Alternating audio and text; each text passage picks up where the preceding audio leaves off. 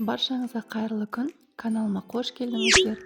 Егер үйлеріңізде ашып кеткен айран болатын болса, дәл осы рецептпен жасалатын бәлішті жасауға кеңес беремін. Ашытқысыз дайындалса да осындай топ-томпақ, жұп-жұмсақ болып шығады. Менімен бірге дайындап көріңіздер. Ол үшін видеоны соңына дейін көріп, тіркелуді ұмытпаңыздар. Ол үшін бізге ұн, ашыған айран, қант, тұз, сода, жұмыртқаның сарыуызы және сұйық май қажет.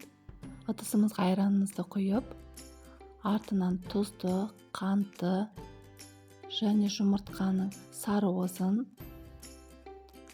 одан кейін сұйық майды және ең соңында 3 ас қасық қаймақ қосамыз. Барлығын жақсылап араластырамыз. Барлығын араластырып болғаннан кейін ұнды електен өткізіп қосамыз.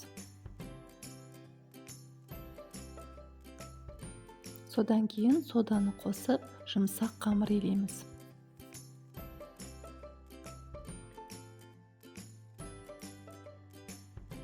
Бетін жауып 20 минутқа тындырып қоямыз.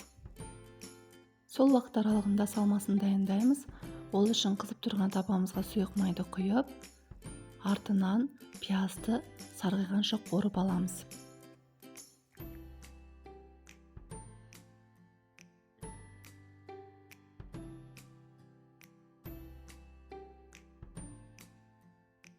Суға піскен картопты жақсылап езіп, артынан кішкене сүт қосып, қуырылған пиязымызды қосамыз.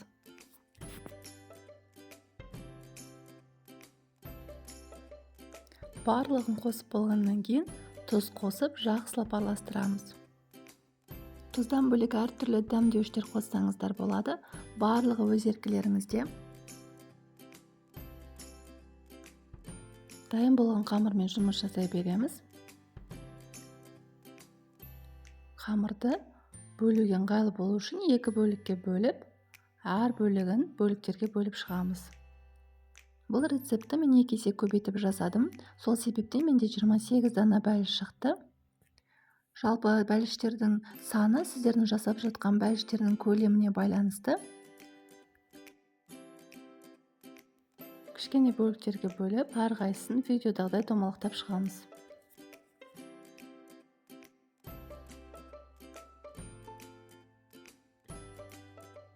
Қатты жұқа етіп жайып тастамаймыз. Орташа етіп жаямыз. Біраз қасық салмадан салып, видеодағыдай түйіп шығамыз. Біріккен жерін қаттырақ бекіту қажет, себебі піскен кезде ашылып кетуі мүмкін.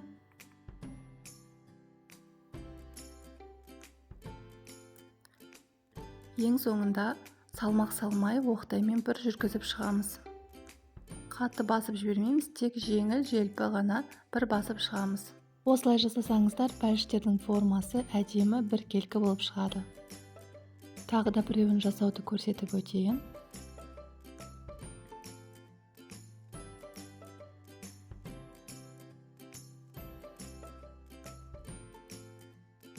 Бәліштер әдемі көтеріліп, топ-томпақ болып пісуі үшін дәл осылай қойып, бетін жауып 10 минутқа қойып қоямыз.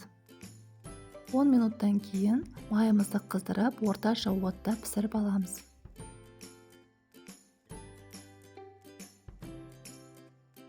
Осымен бәліштер дайын болды. Егер видео сіздерге ұнаса, комментарий қалдырып лайк басуды ұмытпаңыздар. Сіздерге ас болсын.